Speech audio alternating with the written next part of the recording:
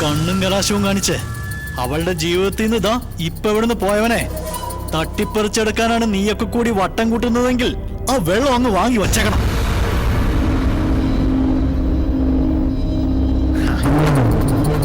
അങ്ങനെ വല്ലതും ഉണ്ടായാൽ നിന്റെ ആ പാട്ടോണ്ടി അടക്കം നീ റോട്ടിൽ ചതഞ്ഞറിഞ്ഞ് തീരും. പിന്നെ അവളുമാരെ പോലെ നിന്റെ മോളും കൊച്ചുമോളും മാത്രമേ ഇവിടെ കാണൂ. നാട്ടുകാരെ ടോക്കന് ഊഴം കാത്ത് നിൽക്കും നീ മുറ്റത്ത്. അതുകൊണ്ട് അതിനൊന്നും നിൽക്കാതെ മര്യാദയ്ക്ക് ഇറക്കി വിട്ടേക്കണം രണ്ടിനെ. ഇനി ഇത് പറയിക്കാനായിട്ട് എന്നെ ഇങ്ങോട്ട് വരുത്തേക്കരുത്, കേട്ടോടാ.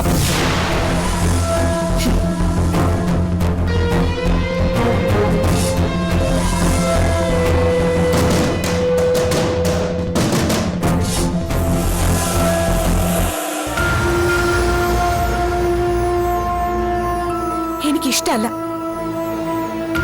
അയാൾ എന്തിനാ ചേച്ചിയെ കാണാൻ വന്നത്? വരണ്ട, എനിക്കിഷ്ടല്ല.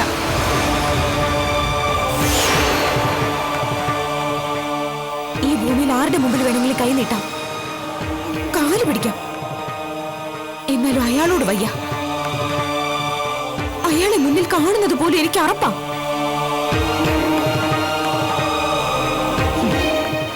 ഏറ്റു പറയാൻ വന്നിരിക്കുന്നു.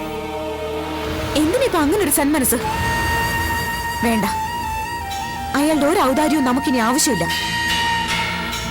ഇത് അയാളുടെ കുഞ്ഞല്ല, ഈ കുഞ്ഞിന്റെ അച്ഛൻ മരിച്ചുപോയി. അങ്ങനെയാ ഞാൻ വിശ്വസിക്കുന്നത്. ചേച്ചി അങ്ങനെ കരുതിയാ മതി. പറഞ്ഞത് കേട്ടല്ലോ.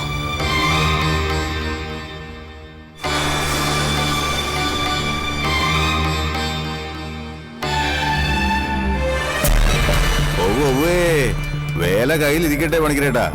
ആ മേനോന്റെ കയ്യിൽ നിന്ന് കഴുത്തറുത്ത് പലിശ വാങ്ങിച്ച പോലെ എന്റെ കയ്യിൽ നിന്ന് കിട്ടുമെന്ന് ചേട്ടൻ പ്രതീക്ഷിക്കണ്ട. ഏറിയാൽ 1, അങ്ങേ അറ്റം പോയാൽ ഒരു 1.25, അതിനപ്പുറം കിട്ടുമെന്ന് ചേട്ടൻ വിചാരിക്കുകയും വേണ്ട. അങ്ങനെ ഒരു ഉറപ്പുണ്ടെ മാത്രമേ നമ്മൾ തമ്മിൽ ഈ ഇടപാട് ചെയ്യൂ. ഒരു പാല വിട്ടാ അങ്ങോട്ടില്ലേലും ഇങ്ങോട്ട് വേണമല്ലോ. ഏത്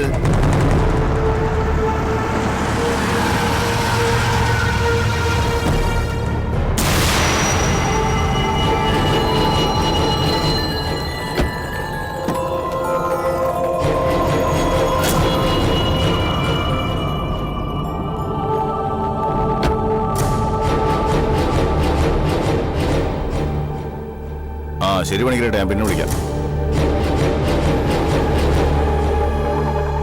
കൊച്ചുവെളുപ്പാൻ കാലത്ത് ഈ വണ്ടി എടുത്ത് നീ എവിടെ പോയാടാ? നിനക്ക് എവിടെയെങ്കിലും പോണേന് മുമ്പ് ഇവളോട് പറഞ്ഞിട്ട് പോയിക്കൂടെ? ഇവളിവിടെ കിടന്ന് എന്നാ ടെൻഷനായിരുന്നു. അതെ പാപ്പിച്ചായ, അലൻ എനിക്കൊരു സർപ്രൈസ് ഗിഫ്റ്റ് തരാൻ പോയതാ. പക്ഷെ എന്നാ ചെയ്യാനാ, വഴിക്ക് വെച്ച് വണ്ടി ബ്രേക്ക് ഡൗൺ ആയിപ്പോയി. പിന്നെ ഞാനും പെന്നിച്ചായനും ചെല്ലേണ്ടി വന്നു അവിടെ നാളിന് വന്ന് പൊക്കിയെടുക്കാൻ. അല്ലേ അലൻ? അതെന്നെ നാടാവേ, ഇന്ന് പതിവില്ലാത്തൊരു സർപ്രൈസ് ഗിഫ്റ്റ്. അതിന് ഇന്നിവളുടെ ബർത്ത്ഡേ ഒന്നും അല്ലല്ലോ. ഓ, ബർത്ത്ഡേക്ക് മാത്രമേ ഗിഫ്റ്റ് കൊടുക്കാവുന്നുണ്ടോ? അലൻ ഇടയ്ക്കിടയ്ക്ക് ഇതുപോലെ ഒരു സൂത്രപ്പണി ഒപ്പിച്ച് എന്നെ ഞെട്ടിക്കാറുള്ളതാ. പക്ഷേ ഇന്ന് ആ നമ്പർ ശരിക്കും പാളിപ്പോയി. കണ്ടില്ലേ അതിന്റെ ചമ്മല മുഖത്ത്. എന്നിട്ട് അവനിതോടെ പോയി വെന്നിച്ച് ഇച്ചായും പുറകെ വന്നോളാന്ന് പറഞ്ഞു. ഓ, രാവിലെ നിങ്ങൾ കാപ്പിക്ക് പോലും നിൽക്കാതെ ഇത് എവിടെ പോയതാ? ആഹാ, അപ്പൊ നീ ഒന്നും അറിഞ്ഞില്ലടി പെണ്ണുമ്പിള്ളേ. ഇവര് തമ്മിലിപ്പോ ഭയങ്കര മത്സരമല്ലേ, പരസ്പരം ഞെട്ടിക്കാൻ വേണ്ടിയുള്ള മത്സരം. ഇന്ന് ഇവൻ ഇവിടെ ഞെട്ടിക്കുമെങ്കിൽ നാളെ ഇവള് അവനെ ഞെട്ടിക്കും. പക്ഷെ ഇന്നത്തെ മത്സരത്തിൽ അവൻ തോറ്റു കേട്ടോ. നിങ്ങൾ ഇത് എന്നാ കഥയായി പറയുന്നേ? എനിക്കൊന്നും മനസ്സിലാവുന്നില്ല. ആ, നിന്റെ പഠിപ്പിനും വിവരത്തിനൊക്കെ അത്രയും മനസ്സിലാക്കിയാ മതി. പാപ്പിച്ചായോ, രാവിലെ 2 വീശിയ കോളുണ്ടല്ലോ, എന്നതാ സംഭവം? അതൊക്കെ ഉണ്ട്, ഒക്കെ വഴിയെ പറയാം. നിങ്ങൾ മാത്രം ഇങ്ങനെ പരസ്പരം ഞെട്ടിച്ചു കളിച്ചാ പോരല്ലോ. ഇടയ്ക്ക് എന്നതേലും എന്റെ വകയായിട്ടും വേണ്ടേ? അതെന്നതാ ഒരു സർപ്രൈസ്? കാര്യം പറ പാപ്പിച്ചായ. അതൊക്കെ ഉണ്ടടി മോളെ, സമയമായിട്ട് പറയാം. എന്നാ അത് മതി. കണ്ടോടി, എന്നാ മുട കാണിച്ചിരുന്നവനായിരുന്നു. ഇപ്പൊ ഭാര്യയുടെ ചേരത്തുമ്പി തൂങ്ങി പിടിച്ചോണ്ട് പോണ പോക്ക് കണ്ട, എലി പുന്നല് കണ്ട പോലെ. അതാടി എന്റെ മോളുടെ മിടുക്ക്. വരച്ച വരയിൽ അവനെ തളച്ച കണ്ടോ നീ? ഇനി തളച്ചെടുത്ത് നിന്ന് അവൻ ചങ്ങലയും പൊട്ടിച്ചു പോകാതിരുന്നാ മതിയായിരുന്നു. കരുനാക്ക് വിളിക്കുന്നോടി ശാവമേ. അവൻ ഒരിടത്തും പോവുകയില്ല. അതിന് പോകാനൊരു ഇടം അവൻ ഉണ്ടായിട്ട് വേണ്ടടി. പാട്ടും പാടി വാലും ചുരുട്ടി അവൻ ഇവിടെ അനുസരണയോടെ കിടക്കും. നീ കണ്ടോ?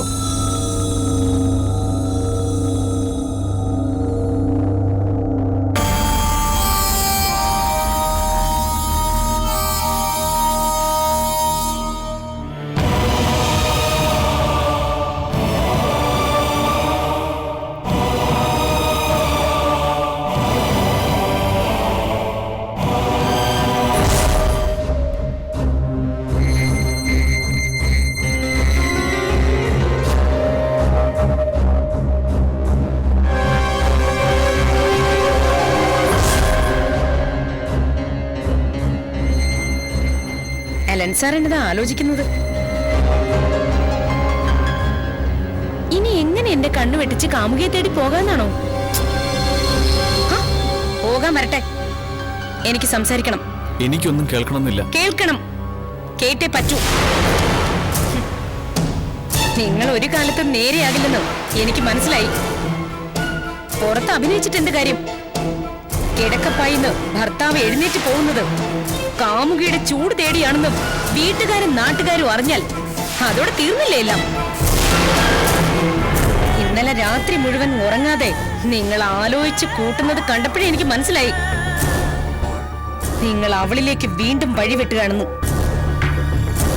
അതാ നിങ്ങളുടെ പിന്നാലെ ഞാനും കൃത്യമായിട്ട് അവിടെ തന്നെ എത്തിയത്. ഇനി ഒരു ഒത്തുതീർപ്പിന് നാടകം കളിക്കും ഒന്നിനും ഞാനില്ല. മടുത്തു. ഇനി നമുക്ക് പരസ്പരം പഴയതുപോലെ തന്നെ തുടരാം. നിങ്ങൾക്ക് നിങ്ങളുടെ വഴി, എനിക്ക് എന്റേതായി എന്ത് ചെയ്യാൻ പറ്റുമെന്ന് ഞാനും ഒന്ന് നോക്കട്ടെ.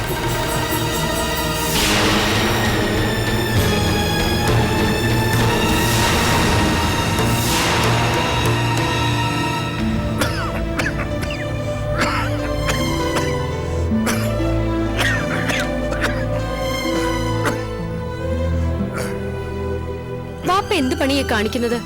ഈ പനിയും വെച്ചോണ്ട് പണിക്ക് പോവാൻ പോവാ? ഓ, അതൊന്നും സാരമില്ല. പനിയാന്നും പറഞ്ഞ് പുരേ കയറിയിരുന്നാലേ കാര്യങ്ങളൊന്നും നടക്കത്തില്ല. ഇന്നത്തെ കാരുണ്യ കുറെ ഇരിക്കുന്നു. ഉച്ചയ്ക്ക് മുമ്പ് ഒന്ന് വിറ്റ് കിട്ടണം. അത് വിറ്റില്ലെങ്കിൽ വിറ്റില്ലെന്നേ ഉള്ളൂ. ഈ ചുമയും പനിയും വെച്ചോണ്ട് വെയില തലയേണ്ട വാപ്പ.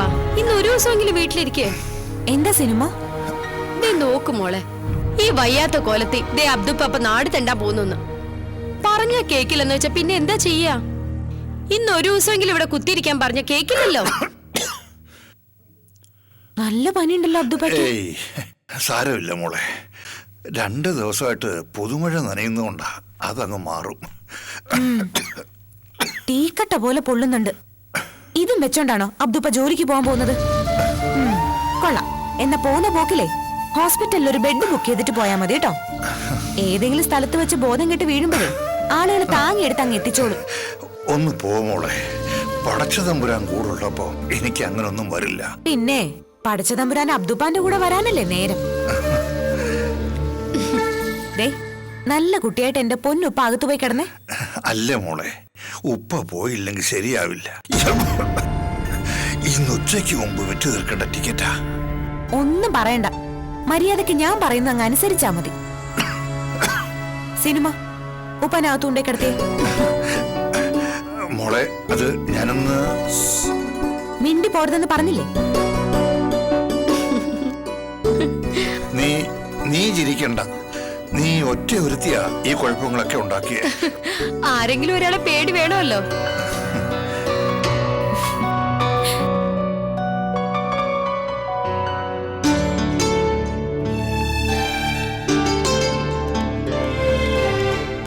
സിനിമ, ഞാൻ പോയി ടാബ്ലറ്റ് വാങ്ങി വരാം.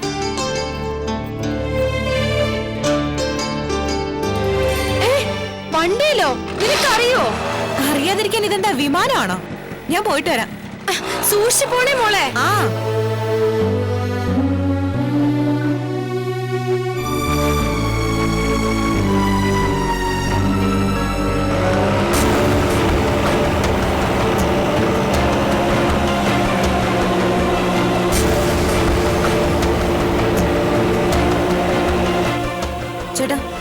പാരസെറ്റമോൾ ഒരു കപ്പ് സിറപ്പും വേണം.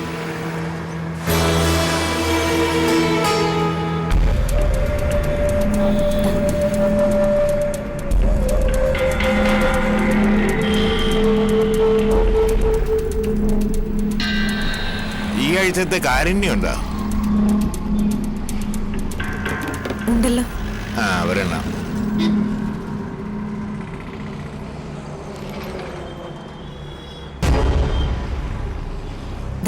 ഐശ്വര്യമായിട്ട് വാങ്ങ പൂപ്പ. അടിക്കാൻ ഞാൻ പ്രാർത്ഥിക്കാട്ടോ. ആ, അതിപ്പോ അടിച്ചില്ലെങ്കിലും സാരമല്ലോ മോളെ, പാവങ്ങൾക്ക് ഉപകാരപ്പെടുമല്ലോ. കൈ നീട്ടാണല്ലേ?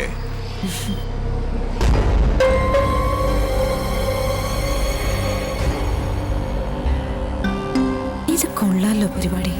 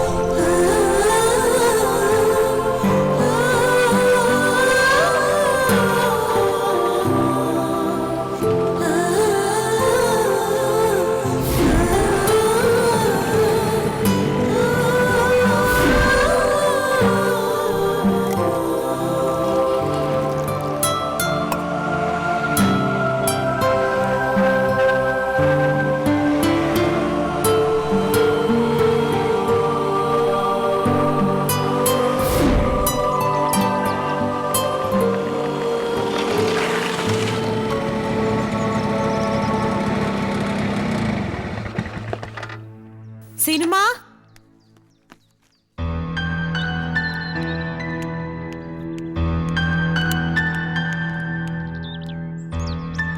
അബ്ദുപ്പ,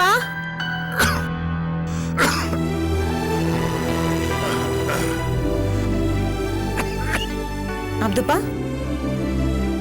ആഹാ, ഉണർന്നെടുക്ക. എങ്ങനെയുണ്ടിപ്പോ? നീ ഇത് എവിടെയായിരുന്നു മോളെ? ഞാനും സീനത്തും ഒക്കെ ആകെ പേടിച്ചിരിക്കുകയായിരുന്നു. എന്താ എത്ര വൈകിയത്? അതോ, അതൊരു കാര്യമുണ്ട്. ഇത് മരുന്ന്, ആ, ഇത് കാശ്. കാശോ? അതെവിടുന്ന? വഴി കിടന്ന് കിട്ടിയത്. എന്റെ അബ്ദുപ്പ, ലോട്ടറി വിറ്റ എനിക്ക് അബ്ദുപ്പായെ പോലെ കാശ് തന്നെയാ കിട്ടുന്നത്. എന്റെ മോളെ, എന്താ നീ പറഞ്ഞത്? ലോട്ടറി വിറ്റുന്നോ?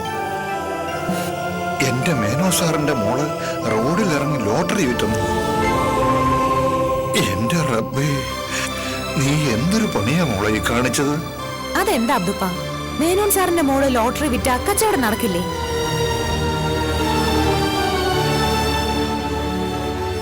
അബ്ദുപ്പയല്ലേ പറഞ്ഞത് ഇന്ന് ഉച്ചയ്ക്ക് മുമ്പ് ടിക്കറ്റ് മുഴുവനും വിറ്റ് തീർക്കണമെന്ന്? 1 മണിക്കൂർ ജംഗ്ഷനിലൊന്ന് ചുറ്റിയടിച്ചതേ ഉള്ളൂ. എത്ര കുറ്റി ഈ ഗൗരി ഫിനിഷ് ചെയ്തേന്നറിയോ? രൂപ 1500 ബാഗിൽ വീണത്. ഒപ്പയ്ക്ക് മരുന്ന് തരാനുള്ളതുകൊണ്ടാ. അല്ലെങ്കിൽ ആ ബോർഡിലുള്ളത് മുഴുവനും തീർത്തിട്ടേ ഈ ഗൗരി വരുള്ളായിരുന്നു. നീ ഇതെന്ത് ഭാവിച്ചാ മോളെ?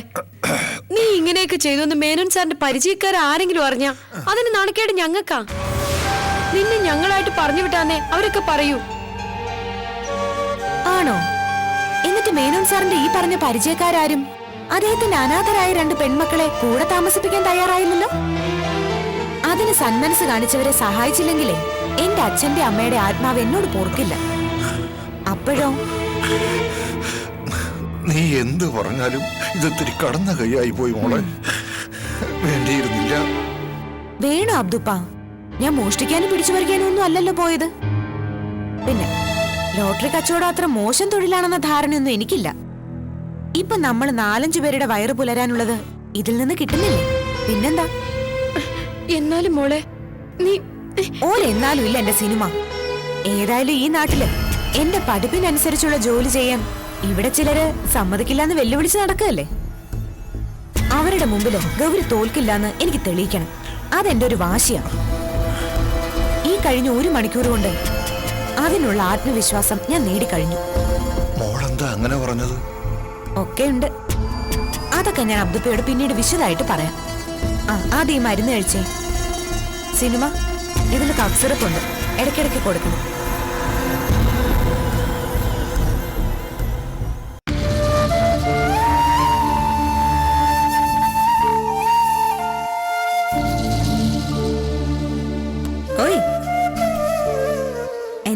വലിയൊരു ആലോചന? അതെ, ഞാൻ വളരെ സീരിയസ് ആയിട്ടൊരു ചോദ്യം ചോദിക്കട്ടെ? ഇങ്ങനെ ചിരിച്ചോണ്ടിരുന്നാ പോരാ. പഴയ ഗായത്രി കുട്ടിയായിട്ട് നല്ല സ്മാർട്ടായിട്ട് ഉത്തരം പറയണം. അല്ലെങ്കിൽ വേണ്ട, നമ്മുടെ പഴയ രീതി തന്നെ എടുക്കാം. ചേച്ചി ഇതിൽ രണ്ടിലേതെങ്കിലും ഒന്നിൽ തൊട്ടേ. തൊടന്നേ, ധൈര്യമായിട്ട് തൊട്ടോന്നേ. അയ്യോടി ചേച്ചിക്കുട്ടി, ഇത് ഫൗളാണേ. അതെ, ഞാൻ പറയാൻ പോകുന്നത് കേട്ടോ ചേച്ചി. എന്നും ഇങ്ങനെ അബ്ദുപ്പായും സീനുമ്മേനെയും നമ്മളെ ബുദ്ധിമുട്ടിക്കാൻ പാടില്ല. നമ്മുടെ ചെലവുകളെല്ലാം കൂടിക്കൂടി വരികയല്ലേ. അപ്പൊ നമ്മളും സ്വന്തം കാലിൽ നിൽക്കണം. കിട്ടിയ ജോലിയെല്ലാം ആ ദുഷ്ടന്മാര് നമ്മളിന്ന് തട്ടിത്തെറിപ്പിച്ചു. അതുകൊണ്ട് ഞാനും ഒരു കാര്യം തീരുമാനിച്ചിട്ടുണ്ട്. നാളെ മുതൽ ഞാനും അബ്ദുപ്പാന്റെ ഒപ്പം പോവാ ലോട്ടറി വിൽക്കാൻ. അങ്ങനെ എന്തെങ്കിലുമൊക്കെ ചെയ്ത് സ്വന്തം കാലിൽ നിൽക്കാനുള്ള വരുമാനം കണ്ടെത്തണം. നമ്മളെ ജീവിക്കാൻ അനുവദിക്കില്ലെന്ന് ശപഥം എടുത്ത് നടക്കുന്നവരുടെ മുമ്പിൽ ജീവിച്ച് കാണിച്ചു കൊടുക്കണം നമുക്ക്. എന്താ അങ്ങനെ വേണ്ടേ? എനിക്ക് ചേച്ചിയുടെ അനുവാദം മാത്രം മതി. എന്റെ ഈ തീരുമാനത്തിന് ചേച്ചിയുടെ സപ്പോർട്ടുണ്ടെങ്കിൽ നമ്മളിനി ആരുടെ മുമ്പിലും തോൽക്കില്ല ചേച്ചി. ആരുടെയും മുമ്പിൽ ജീവിക്കാൻ കൈ നീട്ടുകയില്ല. എനിക്കിപ്പോ നല്ല കോൺഫിഡൻസ് തോന്നുന്നുണ്ട്.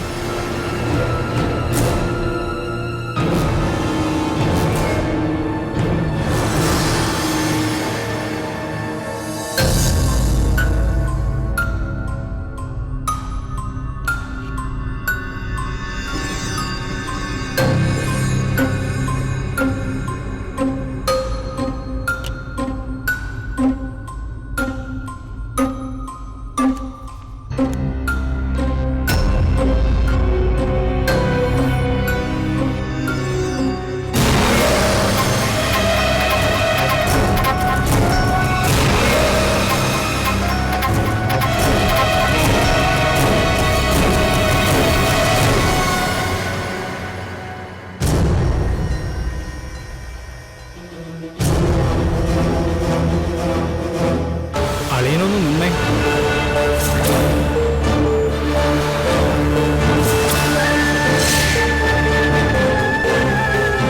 അളിയൻ എങ്ങോട്ടാ രാവിലെ? എന്നും രാവിലെ ഈ സമയത്ത് ഞാൻ എങ്ങോട്ടാ പോകുന്നതെന്ന് ബെന്നിച്ചിന് അറിയില്ലേ? പിന്നെന്താ പതിവില്ലാത്തൊരു ചോദ്യം? അത് വിട്. അളിയൻ കോളേജിലേക്കാണെന്നും പറഞ്ഞ് ഇവിടെ നിന്ന് ഇറങ്ങിയിട്ട് പോകുന്നത് എങ്ങോട്ടാണെന്നൊക്കെ ഞങ്ങൾക്ക് മനസ്സിലായി.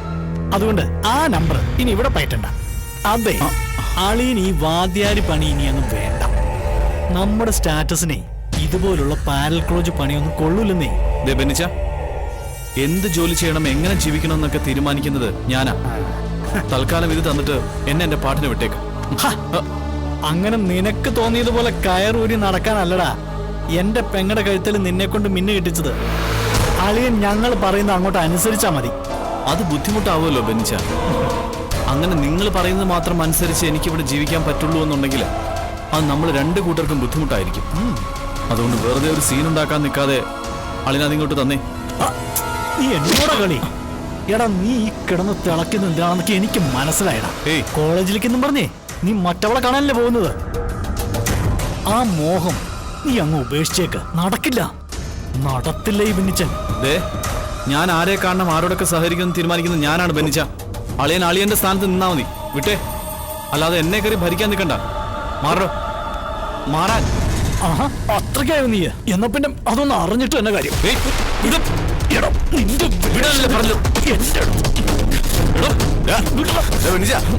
എന്നതാണ് ഇത്? ഇവൻ ഇവൻ നമ്മളൊക്കെ പറ്റിക്കാ ചാച്ചാ. ഇവൻ പോണത് പഠിപ്പിക്കാനൊന്നുമല്ല. ഇവൻ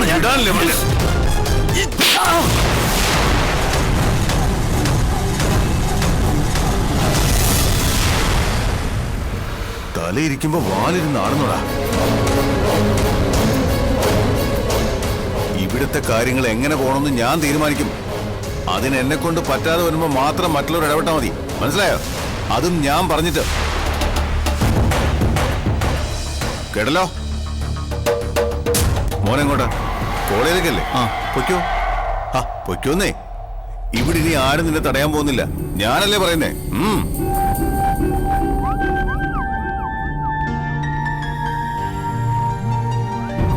എന്നതാടാവേ? നിനക്ക് ഇത്ര വകതിരിവില്ലാതായി പോയി. ഒന്ന് പറഞ്ഞ് രണ്ടാമത്തിന് കയറി തല്ലാൻ അവൻ നമ്മുടെ തൊഴിലാളിയോ തോട്ടക്കാരനൊന്നും അല്ല, ഈ കുടുംബത്തിലെ ഒരു അംഗമല്ലേ. അതിനാ നീ അങ്ങ് മറന്നു കളഞ്ഞ. മറന്നത് ഞാനല്ല ചാച്ചാ, അവനാ. അവൻ നമ്മളുടെ ഒക്കെ കണ്ണു വെട്ടിച്ച് മട്ടവടം. അതൊക്കെ എനിക്ക് അറിയാവടാ, ഒക്കെ മോളെന്നോട് പറഞ്ഞു. അതിന് ചാടിക്കയറിയവന് മൂക്കേറിടാൻ ശ്രമിക്കുകയല്ല വേണ്ടത്. അവന് പോലും മനസ്സിലാവാത്ത തരത്തിൽ നമ്മൾ കരുക്കൾ നീക്കണം.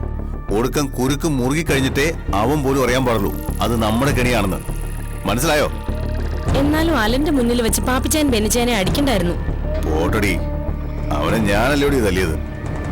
നിനക്ക് നൊന്തോടാവേ? ഏയ്, അതൊന്നും സാറില്ല ചാ. അപ്പോ ഞാൻ പറഞ്ഞു വന്നെന്താന്ന് വെച്ചാ, നമ്മളെല്ലാവരും ഒറ്റക്കെട്ടായി നിന്ന് അവനെ എവിടെയിട്ട് ശ്വാസം മുട്ടിക്കാന്ന് അവന് തോന്നരുത്. നമ്മുടെ ഭാഗത്തുനിന്ന് അങ്ങനെ ചില കുഴപ്പങ്ങൾ ഉണ്ടായിട്ടുണ്ട്. ചാച്ചനെന്താ അങ്ങനെ തോന്നാൻ? കാര്യം ഉണ്ടാവുകയെ, അവനോടുള്ള നമ്മുടെ നിലപാട് കുറച്ചൊക്കെ മാറണം. ആ മാറ്റം അവനും അവന്റെ വീട്ടുകാർക്കും മനസ്സിലാകുകയും ചെയ്യണം. ചാച്ചൻ എന്നതാ ഉദ്ദേശിക്കുന്നേ? ചിലതൊക്കെ ഞാൻ മനസ്സിൽ കണ്ടിട്ടുണ്ട്. അതെന്നതാ ഏതാന്നൊക്കെ സമയമാകുമ്പോ ഞാൻ പറയാം.